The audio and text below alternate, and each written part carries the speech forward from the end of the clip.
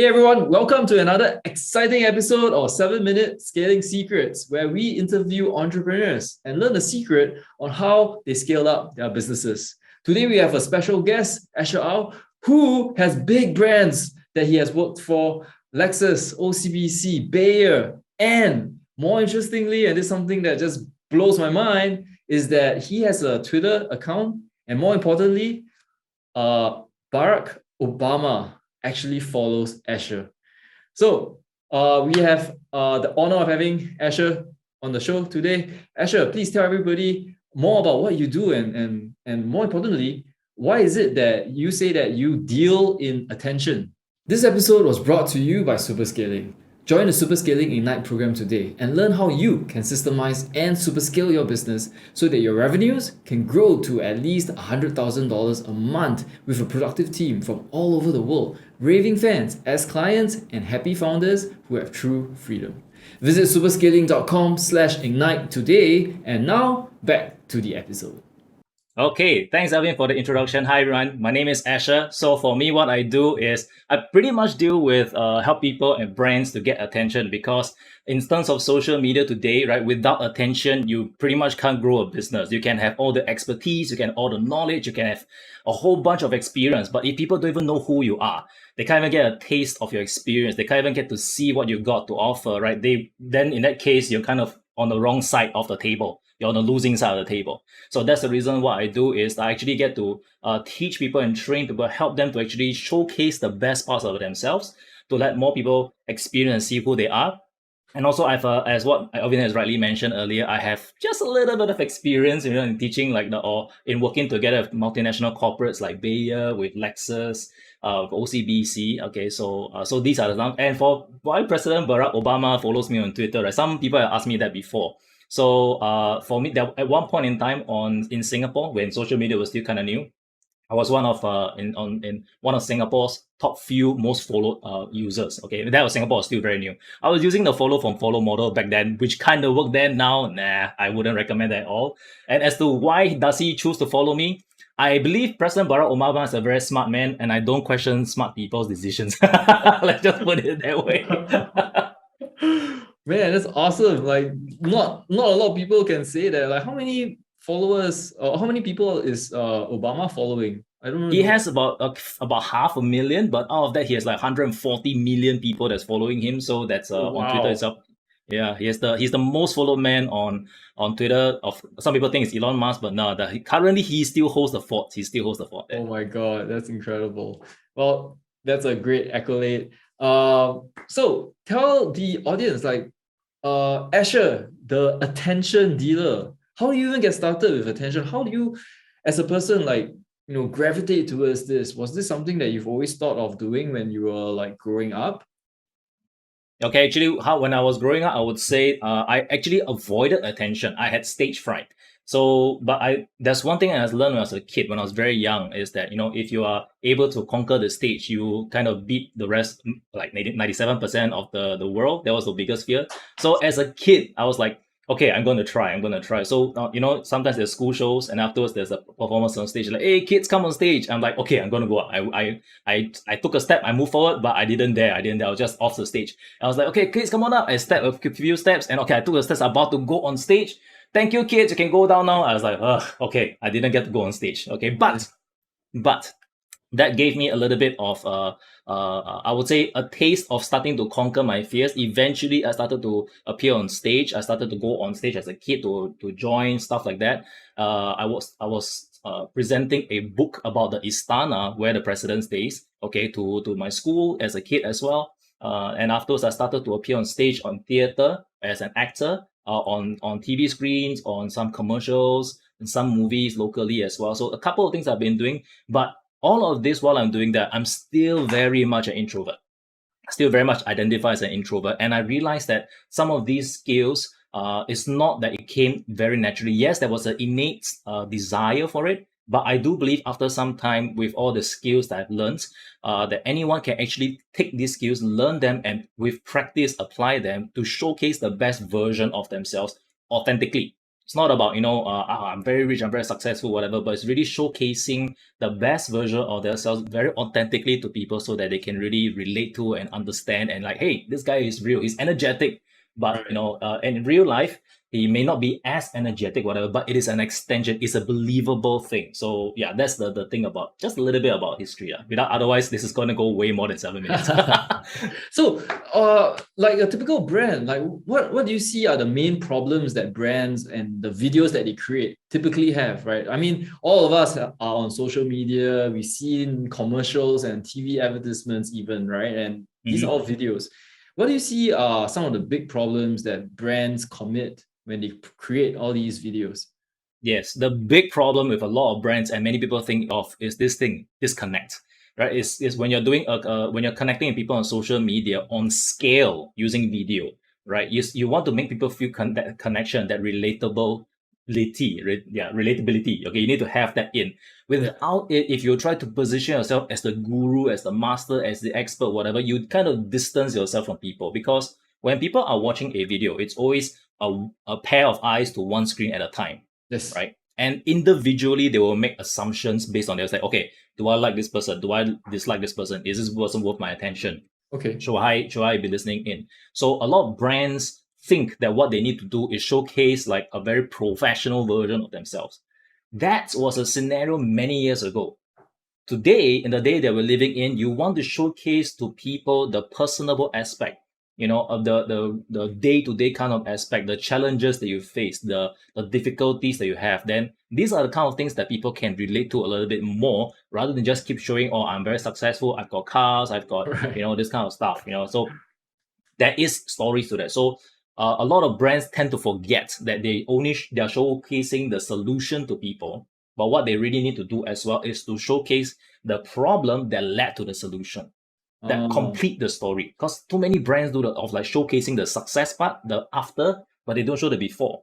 Showing that entire journey actually attracts people to you, it attracts people to the brand itself, and makes it relatable. It doesn't have to be perfect. I think that's the thing I wanted to say. Ah, got it. So I think too many companies focus on professionalism and perfection and end up like disconnecting themselves away from the target audience that they want to reach out to. Is this Correct. something that applies to only people, like brands that are people, personal brands, or is it something that can apply to corporations also, like big brands like we talked about Lexus, OCBC, and Bayer, who are your clients? Are these also possible for brands like this? 100%. Okay, now when it comes to brands, okay, the you can of course find different okay, every brand there's a little bit of strategy to it, but generally speaking, if we were to, let's say if I were to a blanket statement, which is not a fair treatment, but if I were to a blanket statement for it, I would say for all of these brands to represent themselves authentically to the audience, right, is very heavy based upon the story, always upon a story, because inside the story you can hear the nuances, you can hear the details, the exciting stuff, the drama. All this stuff comes into telling a story, and it's visually you could tell a story, you could also tell a story verbally, that means just literally saying it, or tell a gradually evolving story. So let's say a big corporate side, they can actually ask about they can interview their clients, their customers, okay, and then get the story from them, and then use their best case stories from their clients. This is something very important. I think a lot of customers, big companies can do is to find their best clients and then interview them to get the stories from them to attract more of such best clients. Okay, if you can do that, that's amazing. For smaller brands will be much more about, really very much about putting their developing story. How are they developing? Because the developing story is also very interesting to watch. There's a lot of examples on social media of people who are starting a watch brand, okay, a brand to watch, a watch brand, where he literally started from scratch. He went from home, and after he go around the way, he built a brand from there. So you can see a lot of examples where many things, if on social media, always remember that attention is the thing that gets that gets the good stuff coming in. Okay, for Right. the business, Yeah. attention is very very important. Yeah. Yeah, I completely agree. I mean, just the other day, I was on the bus and I saw this guy beside me use his phone and he was on TikTok, right? TikTok is the rage these days, and the way he used TikTok is kind of different from how I use TikTok. So I use TikTok and I tend to be a bit slower, and I try to see what the story or the video is about, right? But the guy, there was no chance at all. He was just like flick, flick, flick, flick, flick, flick, flick, flick, flick. It was so quick. Like if you don't get his attention, not just in 3 seconds, which is the thing people say is right, you need to capture people's attention in 3 seconds. That guy only gave the video, I think, 1 second. That's it, man. If you don't capture his attention in 1 second, he's gone. Yes. And that to me just amplifies the message that you're saying, right? That the currency that we deal in today is not value. Value can only be there if in the first place people pay attention to you. People actually acknowledge you. People actually want to connect with you. Only then can we talk about value. So 100%. I think that is the world that we live in right now. Statistically speaking, just to add on to that, right, on TikTok, whatever, the time spent, generally speaking, let's say you're Instagram, you're on YouTube, whatever, it's about 3 seconds. TikTok, it's half a second. So you've got half a second to grab someone's attention to decide whether he or she wants to carry on with your video. And then afterwards, actually for all videos, the only goal, if there's one tip I would give for everybody who's listening to this, right, one tip, the only goal for your video, okay, is to get someone to watch it for 3 seconds. That's it. That's it. If you can get someone to watch your video for 3 seconds for any video you put out, okay, the algorithms, whatever platforms you're on, will actually encourage more people to watch your videos because there's so many videos now. The attention span, they just lost very quickly. If you can catch them for 3 seconds, it will allow the algorithm to push out your video to a little bit more people. 3 to 6 seconds. That's the only goal if I were to give that simple takeaway. Oh, wow. What's the best way to do that? Is that to start with a hook? Is that to do some like pattern interrupt? Is that like, what was the best way for brands and businesses who are listening into this podcast to really start learning about? Yeah. So hook is definitely the most important thing. So because in terms of hook, what kind of hook? Something mysterious. You have something that's mysterious or a very, very bold statement. Okay, so something mysterious that they got to find out what it is, or very, very bold statement. So these two things are some of the things you can consider to get someone's attention. And then how do you do that? Here's where, if let's say for the big companies, here's what you do.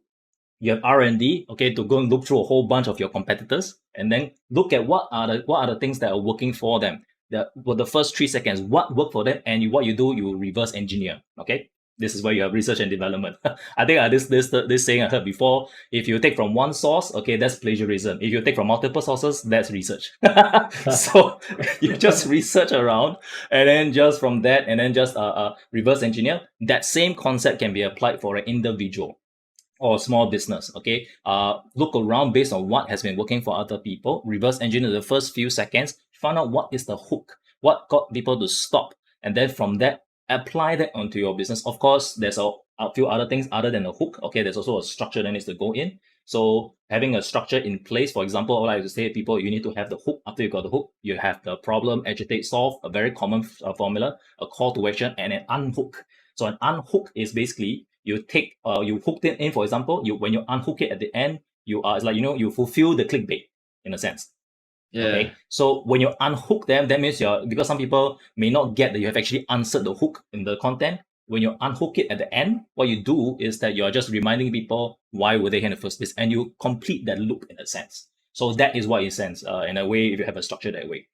Oh, nice. So is this something that you do for your clients in terms of like creating videos or video frameworks for them? Yeah, so what we do what I do, okay, for my clients and the people that I work together with, is to help them to craft together with them. So because when it comes to creating something, it's not so much because I'm not in a big scale agency. A couple of my friends are, they shoot like very powerful, expensive videos of big brands like AirAsia, Siemens. I was in the Siemens ad, okay, so and a whole bunch of other stuff.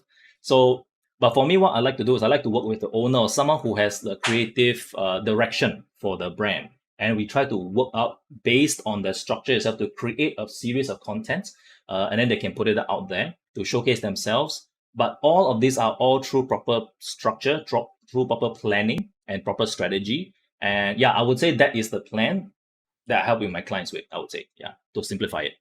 Okay, well, I'm just very curious, like what were you doing before videos? Like I know videos is pretty recent thing, right? Like even not just a few, I guess a few years ago, we were just looking at maybe even just images or text, and then now videos is all the rage. How do you figure out that videos was your thing? How do you realize that you were such a storyteller and such a attention kind of dealer? I would say that came through a whole bunch of mistakes. I would say I tried a lot of stuff. I tried writing, I tried videos, I tried graphics, I tried a whole bunch of different stuff. And video just is just the most natural way for me to present. So, and also because I realized the what I call like live streaming. Live streaming is one of the easiest ways to do it. Is because like one of the biggest I would say clutches, okay, of content is the publish button. A lot of Mm, people, when they create content, they scripted it, they wrote it, they shot it, but when it's time to publish it, they don't. Because at that point in time to put it into the world, they are thinking, okay, what if people don't like it? What if there's no views? What if that? And they shoot all over themselves, as I think Tony Robbins says, right? He shoots all over themselves. But live streaming, the great thing about live streaming is that you press go, you're immediately put in front of an audience. Just like Alvin, if let's say I were to put you in front of an audience, by hook or by crook, you're gonna say something. You have to deliver upon that because there's an audience there. So right. live streaming has that same thing where if you're put in front of people, immediately you go and then you start to speak and share. And then from that aspect, some people can take the live streaming content and then splice it up and then bring it into smaller versions. That's one way to do it. Yeah. So I think I might have off track a little bit. So I think I went off track. Okay. No, cool. Well, I think live streaming is something that even I didn't really like explore, but has been made popular by a lot of platforms, right? TikTok, Mhm. Instagram, Facebook, YouTube, LinkedIn, they all have their live Yeah. functionalities, right? And I think that's Mhm. something that not a lot of people are taking advantage of. Yes. Is live streaming something that you do for your business as well? Yes, live streaming amongst in terms of all the different ways to get in touch with your prospects and clients, it is the strongest. The strongest. I guarantee that. Why? If let's say someone who is on TikTok, on YouTube, whatever, okay, so or maybe on LinkedIn. If let's say someone who is starting out on TikTok, two different people, one has 1,000 followers, the other also has another 1,000 followers. But to compare the two, one of them actively does live streaming, the live streaming one will win because it has that human to human interaction on scale. That's the thing that's very powerful about live stream because when you do live stream, people can very quickly get a feel, a vibe of who you are. And as a personal brand, that is very, very powerful because people always buy from people. They don't just they can buy from brands, but they buy from people as well. So what they do is that if they watch a brand, they see you on live, they enjoy you, they like the vibe, that can actually cause someone to navigate and make you'll be attractive to them. Now, if they don't like you, or the better, that means the earlier you exit, the better. Sometimes you are filtering that way. So Right. that actually there's so much aspects because at that point in time, it's like in the olden times, not say olden times, I speak as if I'm very old, but let's say like I am actually. So like celebrities, right? Sometimes having the celebrities meet and greet is very exciting for fans. That aspect is now kind of transferred onto social media. Taylor Swift did something similar like that as well before, where she actually had a online meet and greet and stuff like that to actually when she was starting out. When you do something nice to start to meet your fans, to meet when you're starting out, especially, it helps to create a very strong bond because many brands, especially for those who are starting out, and even for those who are doing very well, they have this feel that I should have a bit of a distance from people. Yes and no. Yes and no. If you want to get the strong sticky factor, having the live stream really, really helps. But if you want to, if you, let's say, yeah, basically, if you have that live stream factor, it really increases the sticky factor because you are there answering questions live. You are there on the spot. People can see you who you are. You are very human. You're not like everything is all prim and proper, which is why Right. more and more people are getting different views about influencers because some people influencers showcase the best version of themselves, but in real life there's someone else completely different. Yeah. Yeah. Anyway. Yeah. So is this something that's applicable for businesses and brands as well? Is that something that they can do? Okay, when it comes to businesses and brands, now the interesting thing is can they have someone that will represent the brand? Okay, and they Oh, need to trust that person with it. This is something very interesting to consider. It's like social media. These days, when it comes to social media, previously it was not a lot of brands dare to do it. But let's say in Scoot, the plane, right? They yeah. let someone from social media handle, and when the social media manager communicates with people, it's very human. They joke around with people as well. So that kind of aspect is very interesting because you are letting a big brand look human, and the users like us understand that there's a team behind it. We kind of know, right? The magic is not that magical. We kind of know. Got it. Yeah. So brands definitely can. Awesome. Cool.